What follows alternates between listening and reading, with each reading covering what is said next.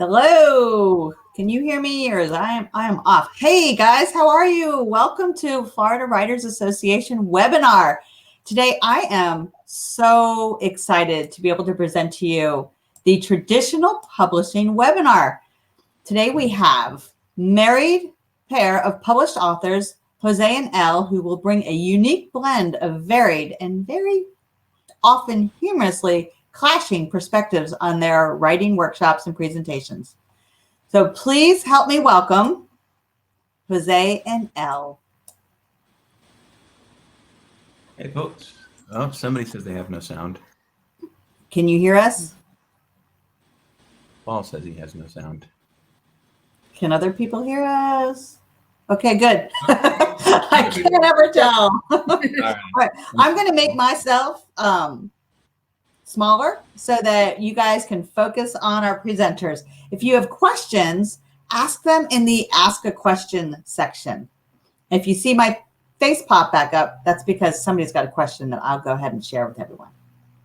Sounds good.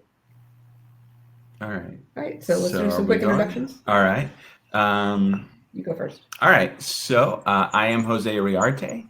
I am best known for my short fiction. I have stories. I write science fiction and fantasy short stories, and I'm published in the major magazines within that field. Uncanny Magazine, Lightspeed, Strange Horizons. I can see myself better now. I have been nominated for the Nebula Award, which is one of the two top awards in science fiction and fantasy, and longlisted for the Tiptree Award. And as of 2 days ago, I am a director at large of the Science Fiction and Fantasy Writers of America. I also write novels, and I'm represented by Cameron McClure at the Donald Moss Literary Agency. And I'm currently contracted by a book packager to write a middle grade book when that comes out. Hi, I'm Elle Iyer, and I write science fiction and urban fantasy romance featuring women who fall in love with each other. I am represented by Naomi Davis at the Bookends Literary Agency. I currently have 4 novels out with DSP Publications, and my new series, The Nearly Departed, begins in November with Dead Woman's Pond. So keep an eye out for that one. Okay. So, yeah. All right. If you've been to our presentations before, we don't generally like to do the thing where we have a PowerPoint with tons and tons of information on it, and then we just end up reading the same stuff that's on the PowerPoint. I feel a lot less spontaneous when we've got that going on. So what we do with PowerPoint is we use the slides as kind of like title cards, like how the news sometimes has an image that comes up. So you definitely don't need to screenshot anything like that, because it just basically helps us transition and keep on task and monitor the time that we have. So we are basically going to split what we're talking about into 3 main areas, and then we will talk about questions. First, we're going to focus on preparing your manuscript for submission before you start using your chances, possibly.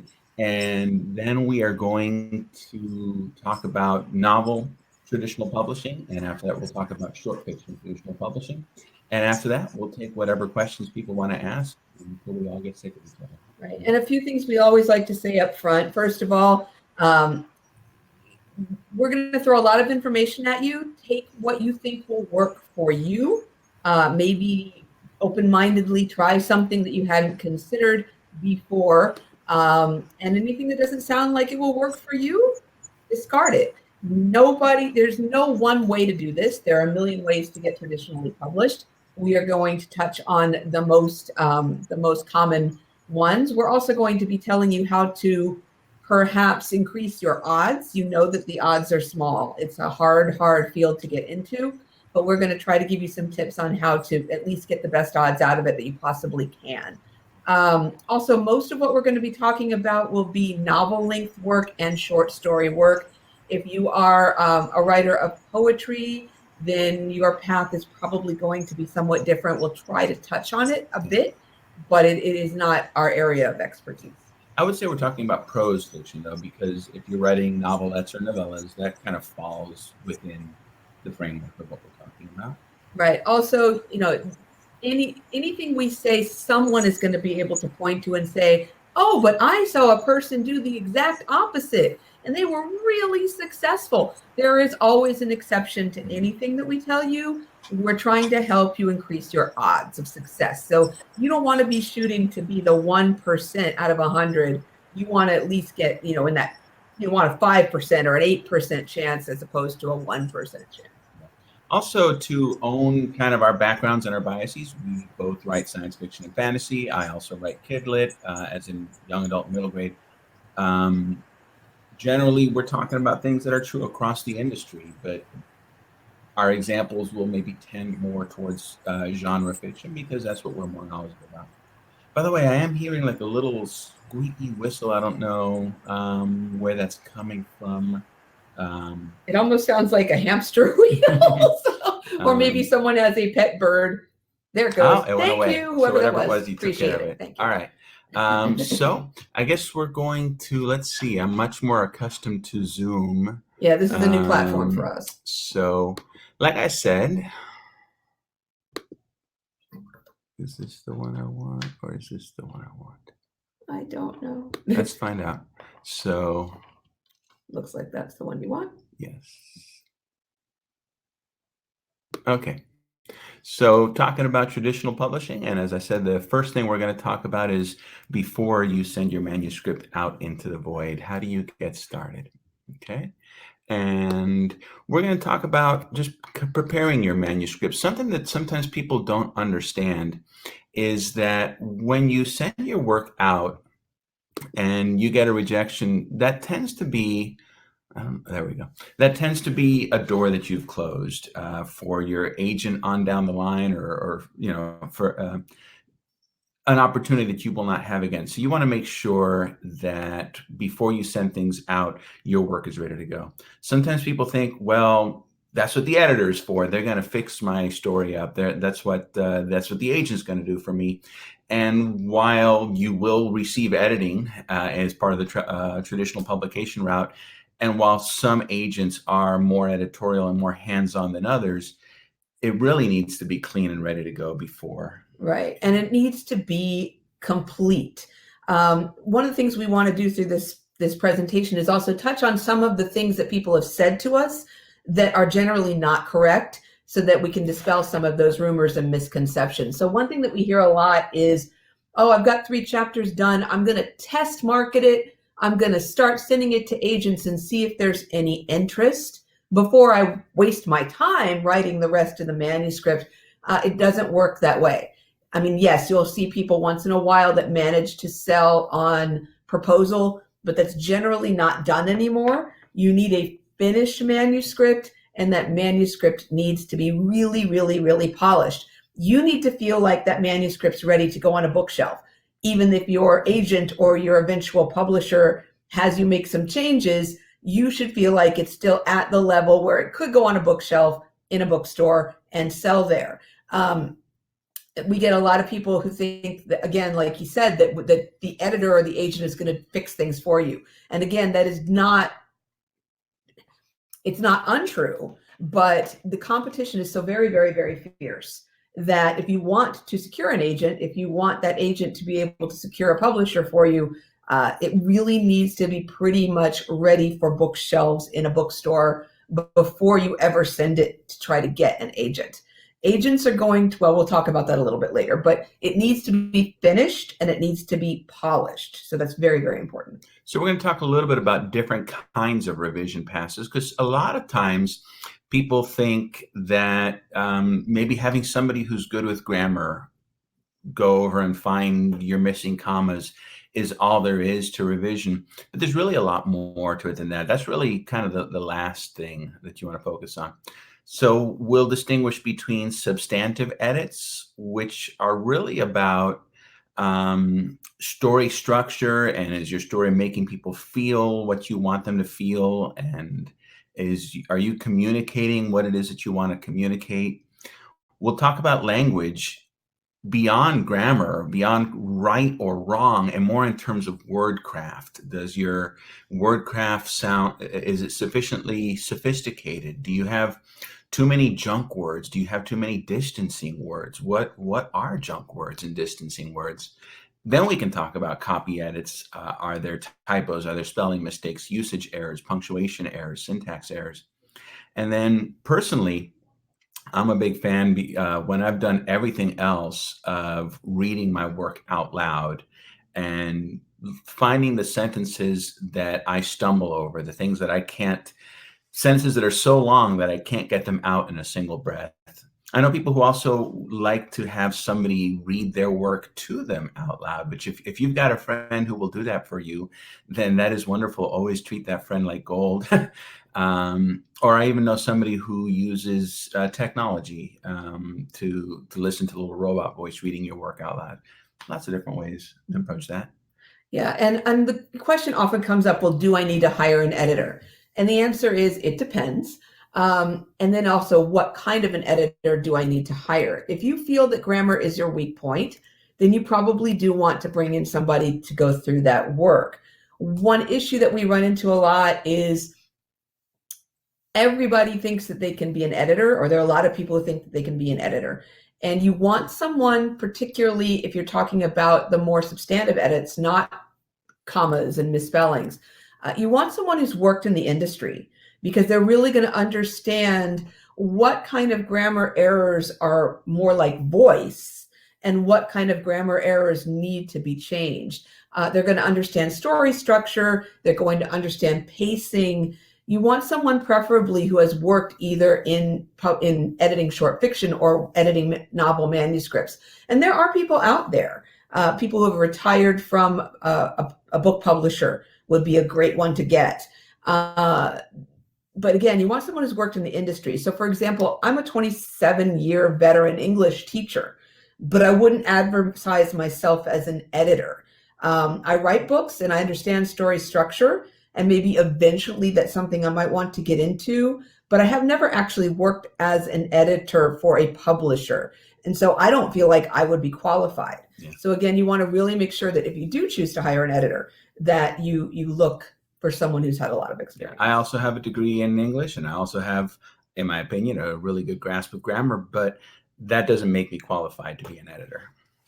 Now, you might not need one. I belong to a really good critique group, or I did for a long time, and we had such a varied group of expertise there that we were able to edit each other pretty well.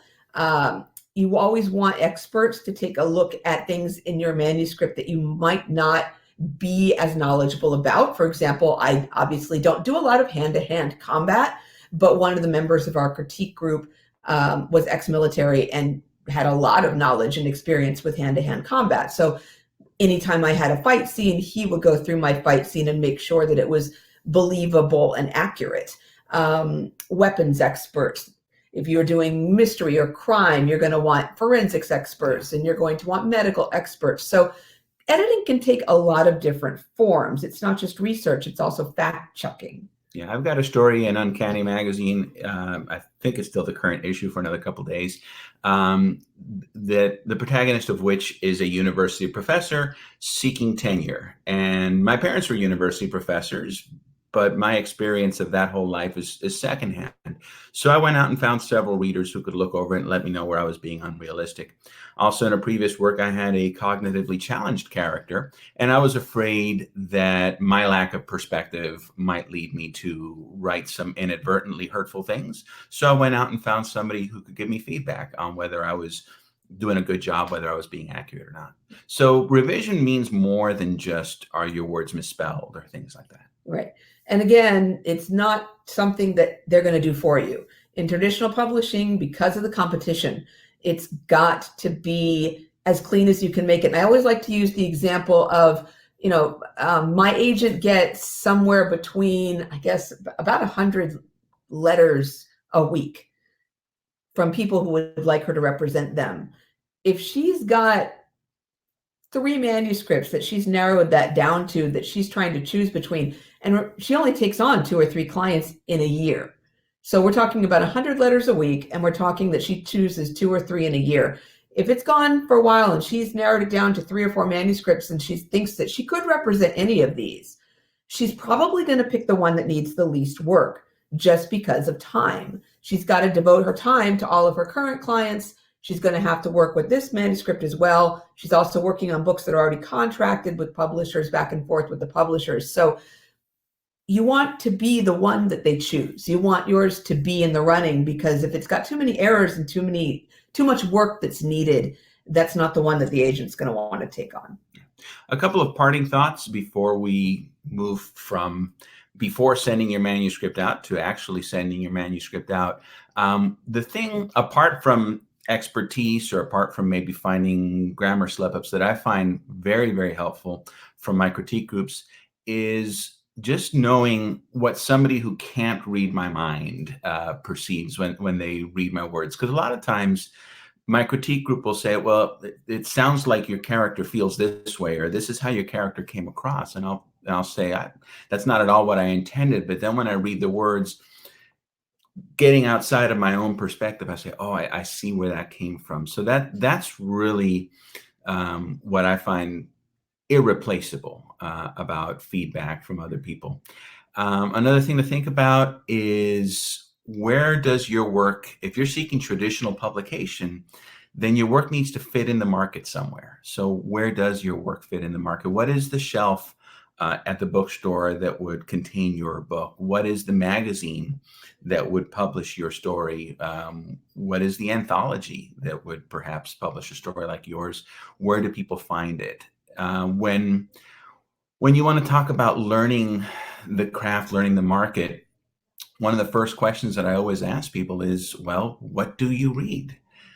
Because if you are seeking to write something that's very, very different from what you read, or you don't read much, then it's always a little bit strange to me. Like, how do you think that you're going to create a marketable product?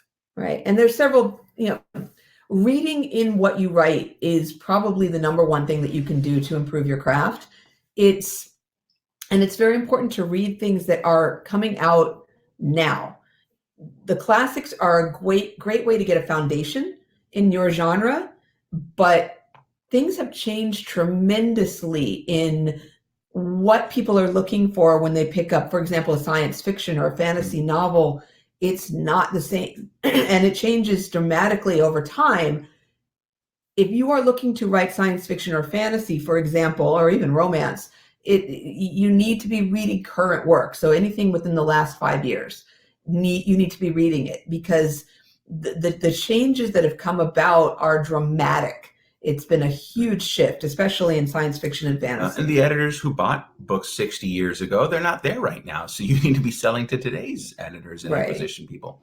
A lot of times when people ask me to recommend, well, where should I send this short story? Well, I mean, I can give you resources to help you find magazines to send stuff to, but will your work fit that magazine just because your work is adventure or whatever the genre is?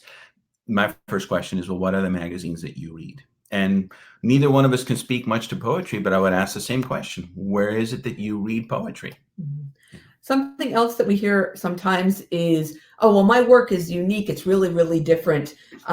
People are going to want this because they've never seen this before.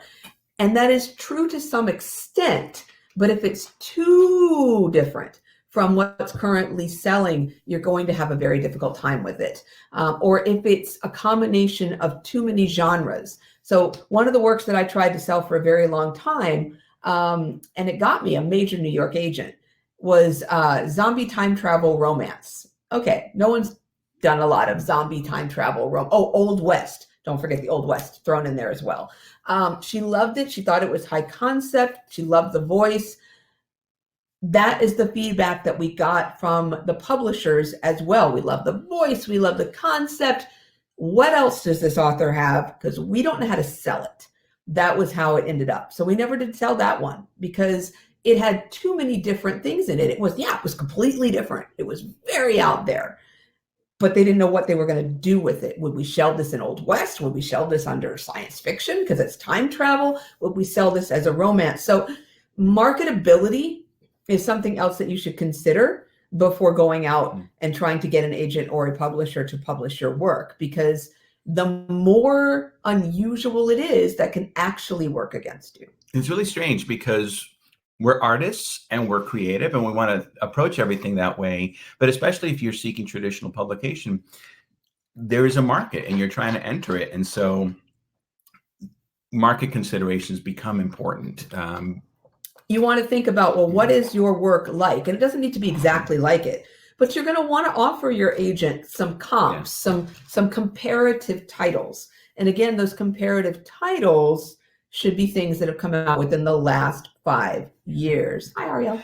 Yeah. So it's really important that it comes out recently. If you are comparing your work to something that was published 50 or 60 years ago, that's going to send 2 red flags to your prospective agent. It's going to say, well, this person isn't reading in recent work and this person doesn't understand the current market. Yeah, because you want to compare to things that are selling well right now. All right, I think we're ready to move forward. So should we pause for questions on preparing the manuscript, do you think?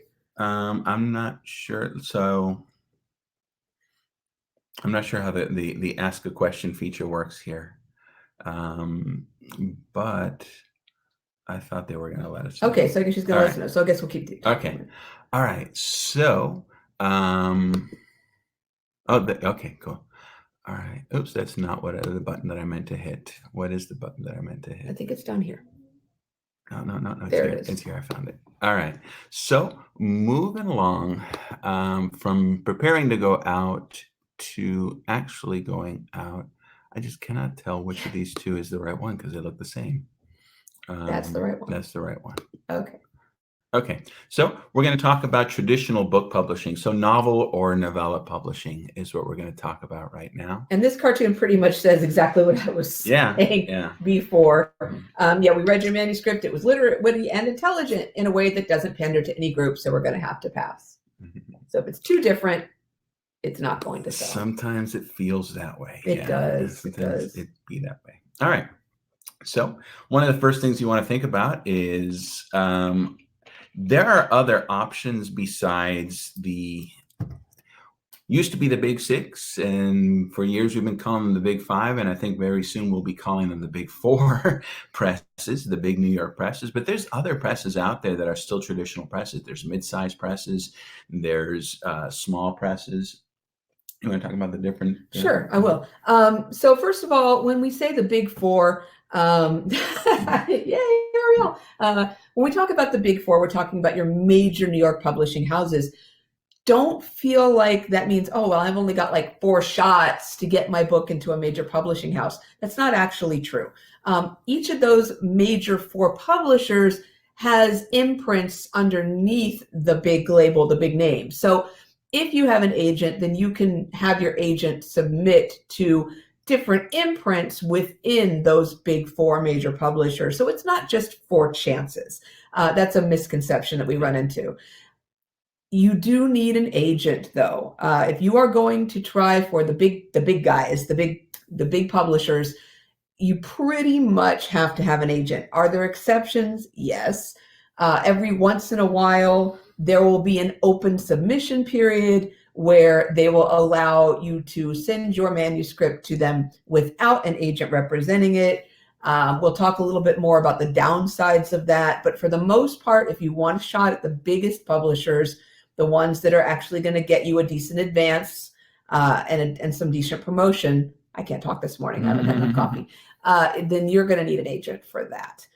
The mid-sized publishers, you still probably will need an agent for that. Again, they usually will accept unagented submissions, but there are downsides to it, and we will talk about that. The small presses, which is where I am, you can have or not have an agent. And it's all about how much control you want over the work as well. So small press, you have a lot more control and a lot of input. So for example, I go back and forth with my editors. We talk about changes that they might or might not want made. I can push back and say, well, I really think this is important to the story. And the editor will usually say, okay, well, it's your call. You're the author. Whereas at a bigger press, it's much more likely they're going to say, we're in charge, we're paying you, you're going to make those changes. Cover art, same thing. The smaller the press, the more input you tend to have.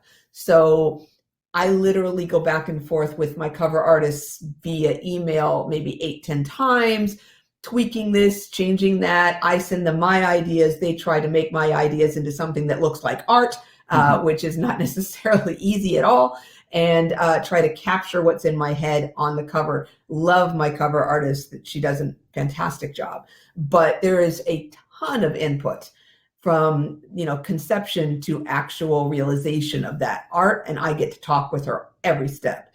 As you get to the bigger presses, that's not necessarily going to happen at all. In fact, if you go with one of the big four, a lot of times they'll say, here's your cover art, we hope you like it. That's it. Money is, of course, another issue. The smaller the press, the less you're going to get as an advance. In fact, many small presses do not offer any kind of advance. It's all based on royalties. Now, I did get advances, but a lot of that is because I had an agent handle my small press contract, even though I didn't have to have an agent. Now, I think in the small press, your royalty percentage will tend to be a larger percentage. Yes. If you're with a small press, your royalties tend to get more. But as a percentage, right, as a percentage. But again, you're not going to get those big advances. It's just not going to happen. What else was I going to say about that? I don't remember now. Sorry, I cut you off. You did. Oh, and as far as promotion goes, same thing. So the bigger the press, the more money that the press is likely to invest or be able to invest in promoting your work. Now, again, I'm really fortunate. I love my publisher. I actually have a promotion person, and she's really out there. But I do a lot too. I do a lot of promotion that I will send to her that then she will share out. So I do a good percentage of my own promotion, and then she takes what I've done and distributes what I've done. So it's a partnership more than it is the publisher promotes the author on their own. So again, the higher up you go, the more the publisher is going to do for you in a financial way. But increasingly, even in the big 4 or 5, 4.5, you're not likely to get sent on like multi-city book tours unless you are raking in 6-figure advances. They're still going to expect you to do a lot of your own promotion. Mm-hmm. Yeah. So looks like we have a question. You're muted. You're muted. I love the face. I was the one chirping before, so I had to mute myself. All right, the first question, what about university presses? Paul asks, I noticed they're publishing fiction lately. Jim Lewis's Ghosts of New York was published by University of Virginia Press. I don't have a lot of direct knowledge of university presses, but they are legitimate presses, and I guess I would characterize them as basically small presses. I know that a lot of times, a lot of anthologies are published by university presses because they need venues for their creative writing professors to kind of sell around to. I know that a lot of the literary short fiction ecosystem is in university presses. One other thing that we tend to see about university and literary presses, both for short and longer work, is that sometimes they do charge a reading fee, and that is not unusual. However, but it's still terrible. It's not a great thing, but it's not something you should run screaming away from. But if you see a regular small press, mid-sized press, or major press that's charging a reading fee, though, then you should run. That's not a standard in the industry. The exceptions tend to be literary markets and universities. They tend to charge a reading fee, and that's okay. But for everybody else, for the most part, if you see a reading fee, it's probably a scam. So run screaming. Also, if you see a press that refuses to work with agented authors, that is a huge red flag. If they aren't willing to let an agent negotiate for you, that means that they probably have a contract with language in it that is not good for the author, that an agent would catch and not allow to happen. It means they're probably doing a rights grab. They're probably not paying as much of a percentage as is considered standard in the industry. An agent would catch that, but an author might not. And so they don't want to work with agents because they don't want to follow those rules. So again, if you see somebody out there that says, yes, well, we don't work with agents, we don't like those middlemen, they probably have a legal reason it's one for thing. that. It's one thing to not require an agent. Right. But to refuse to work with an agent certainly is a red flag. Similarly, in short fiction, there was a year ago, I don't remember the name of the market, and I'm sure they're still around. There was a market that actively would not consider fiction from authors who were members of SFWA, the Science Fiction and Fantasy Writers of America. I imagine the same thing probably happens with members of the Horror Writers of America, or I don't remember, I'm not sure the name of the mystery. I think it is just Mystery Writers of America. Again, red flag. Why does the fact that people have resources trouble you if you're a publisher? Right. So. The other one that we see come up sometimes is, and this is a sign of a scam publisher and also a sign of a scam agent, is an agent or a publisher will look at your submission, they'll send it back to you, they'll say, well, this is good, it needs some editing, and then we'll consider it again. By the way, we know these editors. Here's a list of editors that you can send the work to have it professionally edited, and then send it back to us. Odds are they're getting a kickback from those editors. So that is also considered a major red flag. If they say your work needs editing, that's fine. If they say your work needs editing and here are some editors we recommend, that's not fine, because there's probably some money passing back and forth there. And at no point did they say, and if you do this, we guarantee we're going to publish you. So you could pay all this money, have your work edited, they take their cut, and then they say, well, it's still not our thing. And then they would turn you down. So again, something else to watch for when you are looking for an agent or an editor. Money should flow to the writer. That should be your internal phrase for the rest of this time, is money should flow to the writer in traditional publishing. Unless it's a literary press or a university press where they might say, we charge $20 to read your submission, and that's kind of standard. We don't like it, but I'm not gonna agree that that's standard. I'm gonna say that that's not unheard of, but I can definitely find academic presses that don't charge a reading fee. So I would encourage a writer of literary short fiction, I would encourage you to look for the ones that don't charge reading fees, because there's plenty of well-respected ones that don't. But okay, plenty of them do. It doesn't make them a scam. Right. And agents should never charge you a fee. They should never charge you a fee, ever, ever, ever. Now, in the contract language, you might see a very old and outdated clause, and it's okay, don't worry about this one, that says that if we have to actually print your manuscript to send it to publishers, we might charge you a copying fee. It's usually like for reimbursement. Yeah, it's like 10 or 20 bucks. Yeah. That's after they've already agreed to represent you. And it virtually never happens. I have never heard of them actually seeking reimbursement for photocopies. It's an old clause that's still in some contract language. Don't let that scare you away from an agent contract. I've had 4 agents over the years. Not one of them has ever charged me a cent. Agents don't charge you until they make money for you. They take a percentage of what you earn. So that's really, really important to remember. They should never charge you anything until you've signed a contract to be represented by them and they have actually earned you money. The way it works, in case you're curious, is the publisher will send the check to the agency rather than sending it to you. The agency will deposit that check, and then the agency will cut a check to you for 85% of the amount. Right. 15% for the agent, 85% for you. All right. So that brings us very nicely into, do you need an agent? Do you want an agent? Allison, was there a question? There's one other question about the differences between percentages of a traditional, the big publishing houses and the small presses. Okay, so that one you're going to have to look into. I do not know the numbers off the top of my head. I can give an off the top of my head response, but then you might, off the top of my head, traditional, big 4, your royalties are 10% of net. Did I say that right? No, I didn't say that right.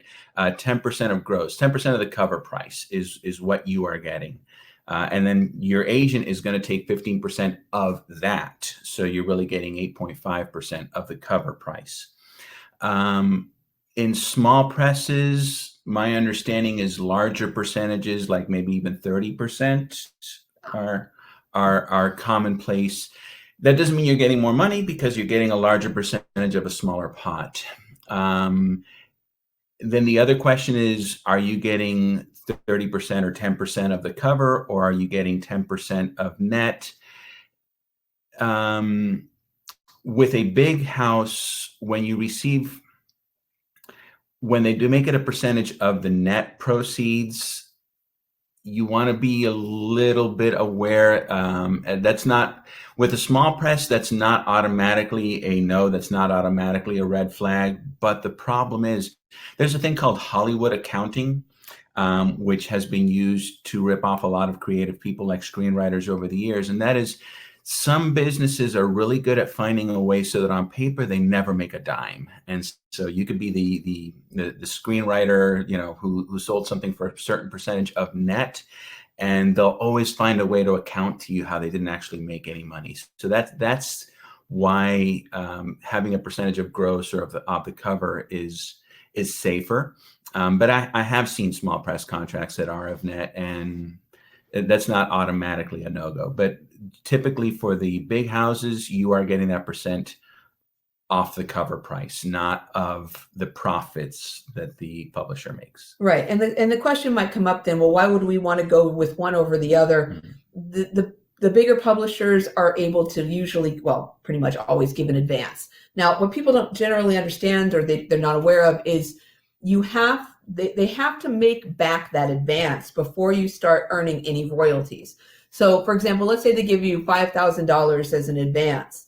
You don't start collecting royalties until the publisher has made back the $5,000. Once you have earned out, as they call it, then you start making royalties on everything after that, all the book sales that come after that. But the advance has to be paid back via book sales to the publisher before you start collecting royalties.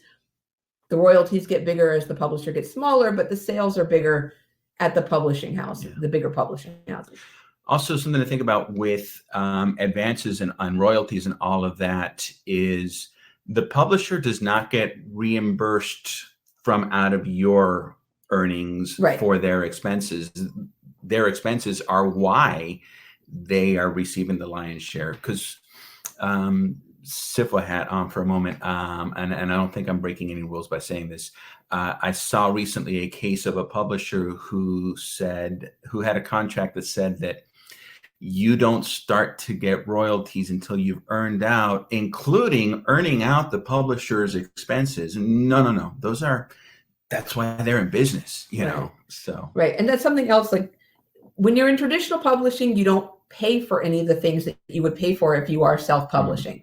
So editing above and beyond what I can do for myself, that is paid for by my publisher. My publisher gives each author a team of, mine is really cool. They give each author a team of 3 editors, and those editors each do a round of edits with the author. So every book I have goes through 3 full rounds of edits before it ever goes out on the shelves. So we try to catch as many errors as we possibly can. Cover art is paid for by the publisher. So I'm assigned a cover artist and then an art department team that finalizes everything. Promotion is started paying for by the publisher. I add to that because I want to do more promotion. But again, the publisher provides those things. That's part of the compensation to the author. You should not be shelling out money for any of those things. What you do to promote yourself as an author, though, is you look for opportunities like this. We're talking to you in the hopes that you'll say, gee, they're cool. Let's seek out their books or stories and read them. All right. So agents, do you need one? Do you want one? We're both in the court, of course, of saying, yes, you need one and you want one. There are a lot of reasons why. I'm just going to list off a few of the things that my agent has done for me over the years. But there are a lot of really good reasons why you probably want one. Number one, it opens doors for you. Again, a lot of the biggest publishers will not read your work unless it comes from an agent. This is just a matter of volume and time. They know that if an agent already represents you, that the work is of a certain quality level and that they're not wasting their time reading it when there are hundreds and hundreds and hundreds and hundreds of manuscripts being, attempted to go with that publisher. Again, occasionally they'll have an open window where they'll say, okay, for the month of February, you can send us your manuscript without being represented by an agent. But there's a huge difference between sending your manuscript with an agent and not. So if my agent sends my manuscript to a publisher, that means my agent knows the name of an editor at the publishing house, knows what that person is looking for, probably has a relationship, probably has worked with that person multiple times, and knows that, okay, my manuscript is exactly what that publisher might be wanting right now. My manuscript gets immediately sent to that person's inbox, and it goes into, it goes to the top of the line.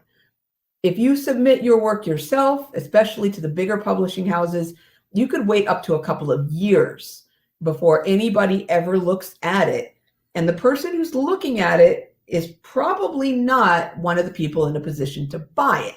It is probably an intern, possibly an unpaid intern, who will then make a judgment call as to whether or not that manuscript is of sufficient quality and content to move up to an editor's desk who might be in position to buy the work for the publisher. So you're jumping ahead. So instead of it taking 2 years, it takes a few months for my work to be seen by an actual editor who is in a position to perhaps buy it for the publishing company that it's been sent to. Or take it to the board. Or take it to the board who makes the decision. So a huge advantage. The second advantage is contract language. I don't speak legalese, but my agent does. So they're going to catch all the things we were talking about earlier, the rights grabs, the lower percentage, the things that you might not know you should be getting, but they know you should be getting. So for example, my agent recently signed a new 4-book deal for me with my publisher, but this time she held on to the audiobook rights because my publisher wasn't doing anything with audio. But my agent can now take those audio rights, go find a publisher that specializes in audiobooks and sell those books again to be made into audiobooks only from that other publisher. It's not uncommon for a publisher to try to hang on to rights, even if they're not doing anything with them, just kind of by default. You independently aren't in a position to know whether your publisher is equipped to actually utilize those rights in a good way, but an agent will. Right. And I'm with the small press, but even though I could send to a small press without an agent, she's done a huge amount for me. And one of the things that we hear a lot is, well, we don't want to pay 15% of what we make. We don't make that much anyway. Why would we want to give 15% to an agent? One reason is because the agent is going to make 15% more for you probably off the initial contract. They're pretty much paying themselves and they're doing an awful lot of work for you. So they're going to go through your manuscript before they ever send it out, probably, and make some suggestions for changes that you can work with on your agent before a publisher sees it. They're going to shop it to the publishers because they know the people that work there and they have a connection with the people that work there. They're going to get you towards the top of the pile, so you're not waiting years to hear back from a publisher. They're going to analyze your contract language for you and get the best possible deal that they can. So for example, the first time we sold to this publisher, we got a certain advance. The second time we signed a contract with this publisher, my agent was able to quadruple that advance and get me more author copies for free so that I can take those to book conferences and sell them, and I get more money because that all comes to me in taxes, of course. The question was asked, can you just publish a book as an audiobook? Audible Originals currently publishes books that have not been published in another format. I'm not aware of anybody else doing audio-only first-time novels, but there's definitely one out there. The reason for the advance is to make it possible, although not likely, to make a living from your writing. And it's for the larger publishers, it is a sign of their commitment because it shows basically that that they have already invested in this, and therefore they are more motivated to work harder to recoup that money.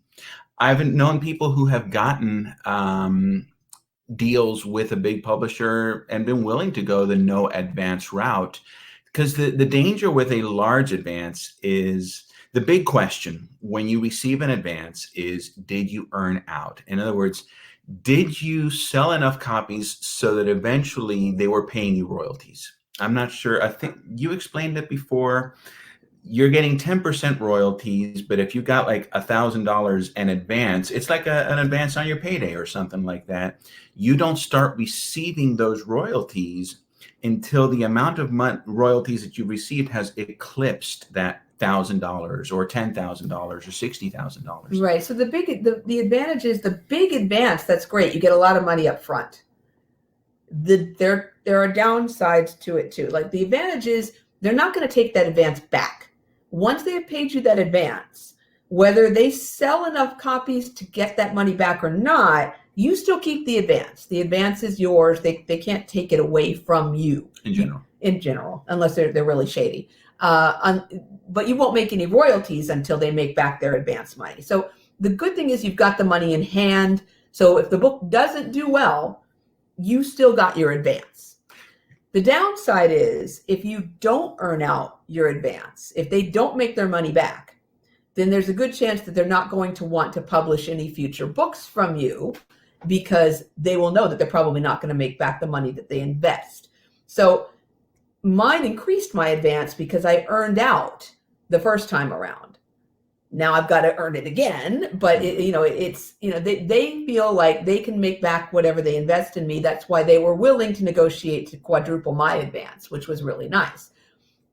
Do you want it up front? Do you want to run the risk? It's really up to you and your agent. There's which good way you want to reasons go on with both that. sides. Another consideration with the do you want an agent or not? The current deal that I have with the book packager was not a situation where we approached somebody with a manuscript written. Instead, the book packager reached out to agents and said, we are looking for authors who can work on this project. Who do you have? And I was one of the people who had the chance to audition for this project and ultimately landed. That's not an option that I ever would have had without my agent. I only was made aware of this because I had an agent, and only through my agent. Same. And I did not get it, but I've had opportunities land in my lap where I could audition to write for, tie-in novels, like for television series or film series. I got to audition to write a tie-in novel for I can't talk about the specifics, but for a really, really, really popular television series on Netflix. And I went through. I think you just said everything.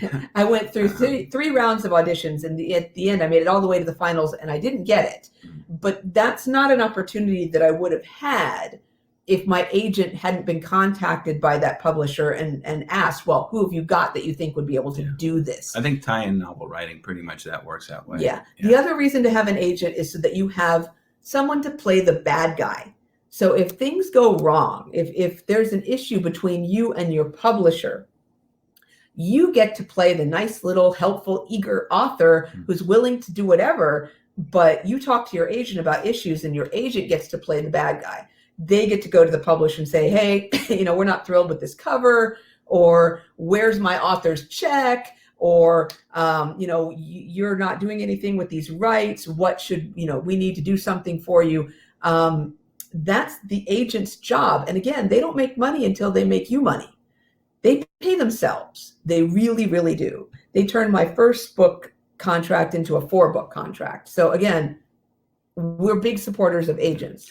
Are there other choices? Yes, there are other choices. There are literary rights attorneys. If you secure a deal with a publisher, maybe through an open reading period. And first of all, if you secure a deal by yourself without an agent, you can still go get an agent. And in fact, you're in a really enviable position at that point, if that happens, to say, hey, I've already got an offer. Would you be interested in representing? It's a lot easier to get an agent if you've already got an offer on the table. It's not guaranteed, but it's easier. Unfortunately, it's a lot harder to get an offer unless you have an agent.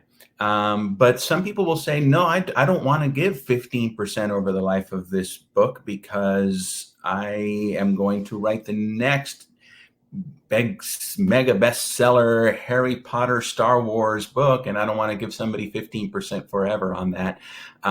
You can get a literary rights attorney, and you pay them a flat hourly fee, which might be more if your book is not super profitable, but it might be less in the long run. If you do, don't just go out and hire any old lawyer. Don't call Morgan & Morgan and say, hey, I need someone to negotiate this novel deal, because the language that's used in publishing is very different. And so somebody who hasn't worked with literary rights is not going to be familiar with the market. And there's phrasings that's going to freak them out. Looks like we have a question. You're muted. You're muted. You're muted. Hi guys, I'm back. I have two questions. The first one was asking if you guys are, if you have an LLC for your writing. I do not. We do not. We know people who do. Someday we might consider doing so. And then the second question is, do you ask for a non-disclosure agreement before sending your work to an agent? No, absolutely not. All right, so that's a big one. And it's the same with people who say, well, should I copyright my work before I send to an agent? So if you are sending to legitimate agents, these are professionals, they work in the industry, they are basing their reputation on being able to represent authors. Yeah, they have a business model. They have a business model. And it's not as big of an industry as you might think. People talk. And if an agent is doing something shady, it's going to get out, and it's going to get out very, very quickly. And we've seen it happen a few times. So if you say to an agent, well, I've copywritten this work, or here's a non-disclosure agreement, you cannot tell anybody about my ideas, that's basically telling the person that you want a business relationship with that you don't trust them. And that's a huge red flag to an agent. An agent is not, they're not going to steal your work. The odds of that are 1 billion to 1. Has it ever happened? I'm sure you can point to a couple of places where it's happened. It's not really a thing. It's not a thing. There is plagiarism, but that's not where plagiarism comes from. Plagiarism comes from people who take your already published work or work that you've uploaded to the internet somewhere, and then they're not in the industry, and then they self-publish it, even though they don't have the rights to it, and upload it to those platforms. There's also, piracy, which is different from plagiarism. But an agent is not going to last very long if they're going around stealing people's work. And you can't steal an idea. You can't copyright an idea. You can toss an idea out to a table of writers, and every writer at that table is going to write a different book. You can't copyright an idea. But as far as, this is copywritten, or here's a non-disclosure, that nobody's going to sign. No one's going to sign. They'll just say, that's all right, you can hold on to your stuff. We won't sign that. Right. That's not a thing. It's absolutely not a thing. NDAs are things in other capacities. I have signed an NDA for the middle grade project that I'm working on, because I'm actually working on somebody else's IP, somebody else's intellectual property.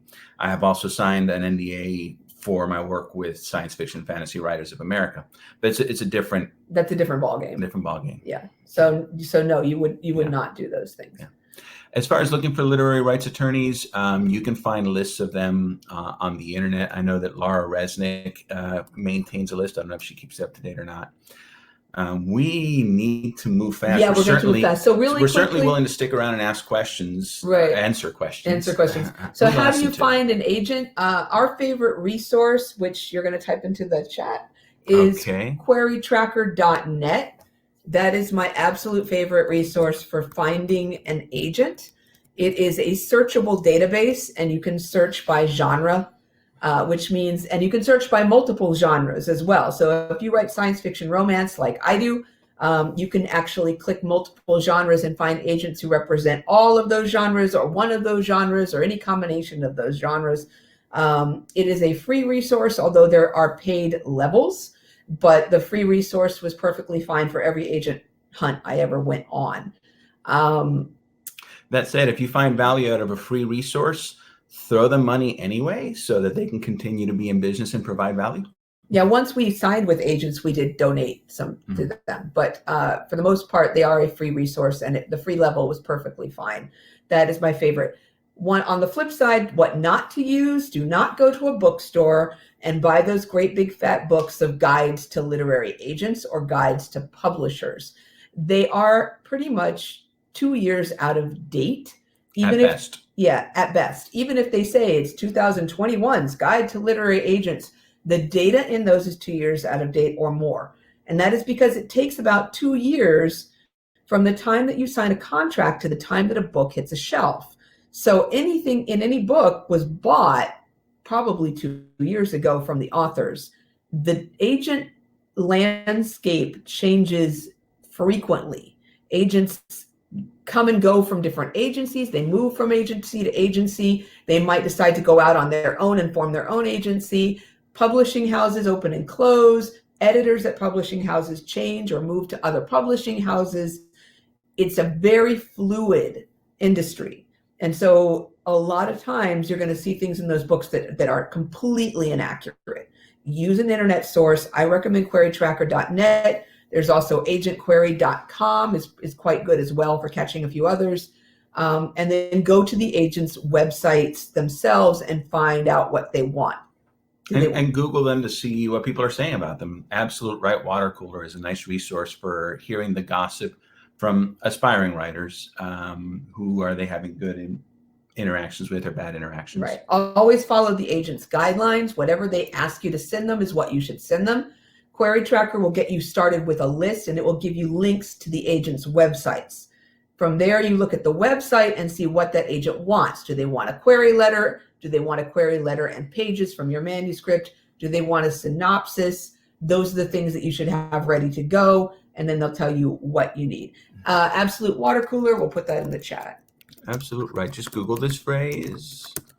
Actually, just Absolute Right. I think water cooler is what they refer to their forum as. Yeah, but Absolute Right is a good place to get the gossip, assuming that they're still functioning. It's been a while. Last time I checked, I think they still were. Okay. Yeah. So that is how you go about it. How do you find a publisher if you decide not to go the agent route? Same thing. You can actually still use querytracker.net. You can actually do a search for publishers through them as well as agents. And again, go to the publisher's websites and then find out exactly what each one individually wants from you. Look at your bookshelf, who publishes the books that you read, and then Google those companies. Yes. Yeah. Right. All right. Do we want the 2-minute version of talking about short fiction? Yes. All right. The 2-minute version of this. So let's see. And again, we can stick around and answer questions. Yeah, we're happy to stay and answer questions. That's not an issue. We just want to make sure we get to We're not in a hurry. the major All right. points. So I talked to a lot of people who are interested in selling short stories. There's a lot of good reasons to love short work. I definitely do. And that pretty much is what selling short stories is like there. So first, allow me to be the wet blanket and just quash the most frequently asked question I get. If you are an unpublished writer and you have an anthology of short stories written by you, you're not going to find a traditional publisher to publish that anthology. That's just not how single author anthologies come to exist. Single author anthologies typically are somebody has already had success in selling short fiction or long fiction, more typically short fiction, to a bunch of magazines. And then typically a publisher will approach you and say, we'd like to run an anthology of your stories. Are you interested in that? So if that is what you really want more than anything else, self-publishing is probably a better option for you. Selling individual short stories, you can sell them to magazines, or you can find multi-author anthologies that have open calls. And again, I'm going to say to you, look for where is it that you go to read short stories. That's a good place to start to understand the landscape. However, there is a resource like Query Tracker, and it's called the Submission Grinder that I happen to love a lot. Let me make sure I get the URL right.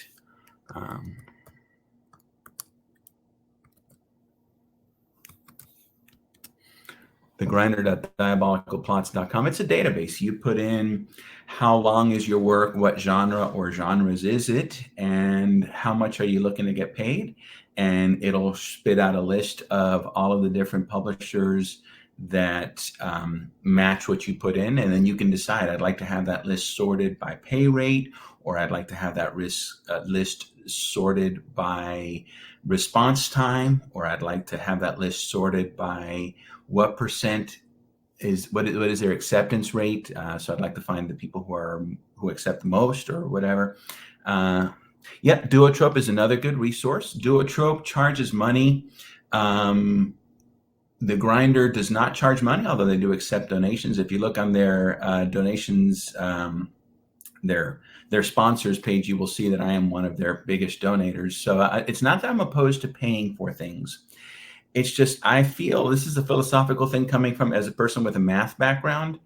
All of these resources are crowdsourced resources. All of the information on them comes from writers just like yourself sharing their data. And so if you're going to share statistical data that you have collected from other writers, I feel like throwing a paywall up in front of sharing that data makes the data that you receive not as valid anymore. And so that's why I prefer the Grinders model, where, you know, they're certainly happy to take your money, but they don't make you contribute money in order to share data. You know, so, but I used to use Duotrope, and it is a good resource, and they might be a better resource for poetry than they are for short fiction. You do not need an agent to publish short fiction. In fact, most agents don't represent short fiction. Yeah. Since I have an agent for my novel length work, she's willing to represent my short fiction if I want her to, but I don't, and she doesn't. And the reason for that is, you don't, you know, virtually all of the short fiction markets are open to unsolicited submissions. And so I don't need her to open doors for me. And the amount of money, I may be talking about $500 or $600 for a short story, I don't need to be giving away 15% of that. Right. The other thing to keep in mind that seems to confuse people a lot is that most, at least in science fiction and fantasy, most of what are considered the highest tier short fiction markets are online magazines.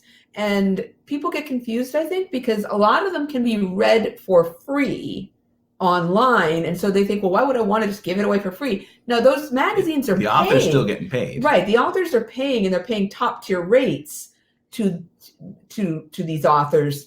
They are relying upon advertising in order to provide it to their readers for free. It's like when you watch broadcast television, you're not paying to watch it, but everybody involved is still getting paid. Right. So many of the best markets are not print magazines. Many of the best markets, at least in science fiction and fantasy, are online magazines. And these resources will help you identify those as well. So don't count them out just because they're online only.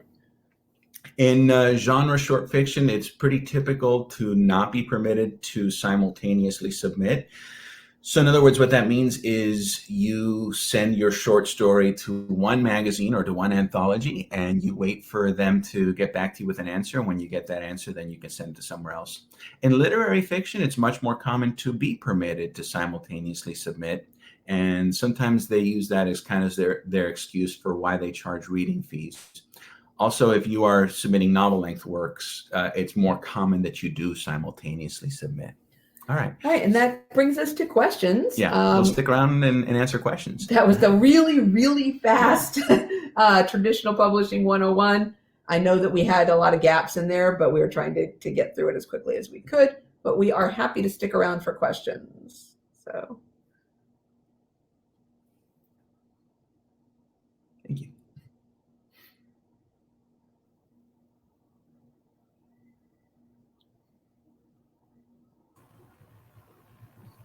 Well, I want to thank you too for coming. And somebody asked, anything quick on poetry? All right. So again, poetry is a really, really interesting area. We don't have a lot of expertise on poetry. With poetry, it's extremely difficult to get an agent to represent poetry unless you are already a multi-published poet and you're looking to perhaps put all of your multi-published work into an anthology, then possibly. I think it feels to me like it's very similar to the short fiction landscape in that you're more likely to sell individual poems to anthologies or magazines and not need an agent for that. And that a single author poetry collection is not something that's probably going to happen if you're previously unpublished. If you are published, probably somebody's going to approach you, and it's going to be a small press, you know, unless you are like the Poet Laureate of the United States or something like that. You know. And what about the length for a short story, short fiction? Great question. So I am going to go with the numbers that we use in SIFA. They're pretty standard numbers. But different organizations will delineate these differently. So in SIFA, we consider a short story to be anything that's under 7,500 words. Flash fiction is not really an official limitation within SIFA markets, but I have heard different definitions for flash fiction ranging from 750 words to 1,000 words to 2,000 words. I'm going to informally just say, hey, let's say 1,000 words is kind of the upper end for flash fiction. Flash fiction stories under 2,000 words are generally easier to place. So that's a nice sweet spot to develop. You can get to the point.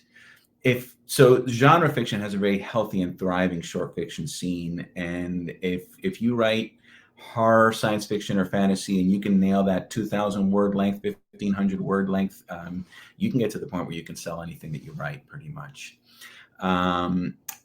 Lengths from 7,500 words to 17,000 words are novelettes.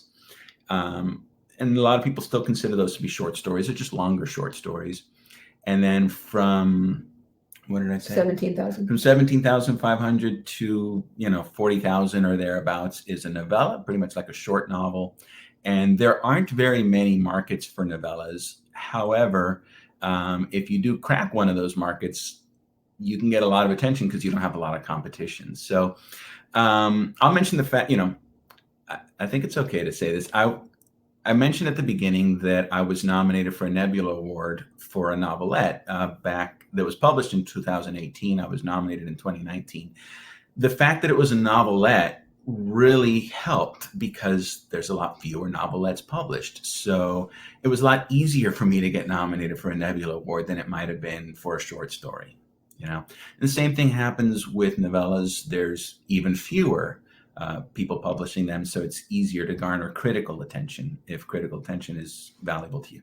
And I would like to add too that when you're beyond short fiction, if you're talking about word counts for novel length fiction, make sure you do a quick look online for what are the standard word counts for the genre you're writing in if you want to be traditionally published. If you're self-publishing, it's up to you.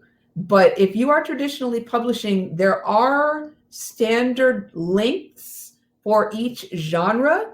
And if you are much outside of those standards, either shorter or longer, you're going to have a much, much harder time getting an agent or a publisher. It occurs to me that for a 101 level kind of introduction, we've glossed over the fact that in publishing, we generally talk about the length of a work in terms of word count, not in terms of page count. Right, because depending on what font you're using, your page count can vary tremendously. Yeah. So it's word count. Everything's done by word count. So for example, for my work, the general word count length for science fiction romance is about 85 to 90,000 words, up to about 105 to 110,000 words. And mine almost always come in right around 90,000 words, but that's just where I am. And if you're looking for a conversion, that's a good question. Yeah, there's not a specific site, but I know that I used to Google genre manuscript word count standard, and I would bring up a list pretty frequently. I think Writer's Digest had a really good list of all of the word count standards. Now, as a ballpark, if you're trying to think about your manuscript, I would 100,000 words is about 400 typed pages. Yeah, typed double space pages. Roughly. So that's the ballpark that you're in. Yeah, obviously, for YA and middle grade, it's going to be shorter. Yeah. Romance, straight up romance tends to be a little on the shorter side, like 80 to 90,000. And that's not category romance. Right. Yeah. Epic fantasy and hard science fiction will run you over 100,000. So it's, it varies by genre, and you should look at your genre. I would throw out for YA, I would throw out 60 to 80 as a rough set of numbers. For middle grade, I would throw out maybe 40 to 65. You can go under 40, maybe 35 to 60,000 words is very rough off the cuff numbers. Yeah, do your research and check, but just be aware that there are standards per genre, and you want to meet those standards if you're a first-time writer seeking an agent or a publisher, because they're going to look really hard. They might take a chance on somebody who's had a bunch of published work that's been successful if they write, 110,000 word middle grade, but it's amazing. Yeah. But they're not going to take a chance on someone that they're not comfortable or you're stacking the deck against you. Again, we're talking about odds. We want to make them as big as we can. Anything else? I don't see any other questions. So I want to wish everybody a happy 4th of July weekend. We are glad you're here. We will be announcing other webinars that are coming up. We have one at the end of this month that will be with Plotter, the software that helps you plot your novels. So that one will be really interesting. And then we have a rescheduled date for Mark Newhouse's planning webinar. It was very popular, but then he had some challenges and we had to reschedule. So that's going to be in August. So I look forward to seeing everyone then. Thank you so much for stopping by. Again, happy 4th of July weekend. Jose, Elle, we are so glad you were able to stop by. And they're going to be at the Florida Writer Conference this year. So make sure you attend so you can get even more information. Thank you so much for having us. Thanks for having us. Everybody stay safe and have a fantastic holiday. All right. Take care. Bye.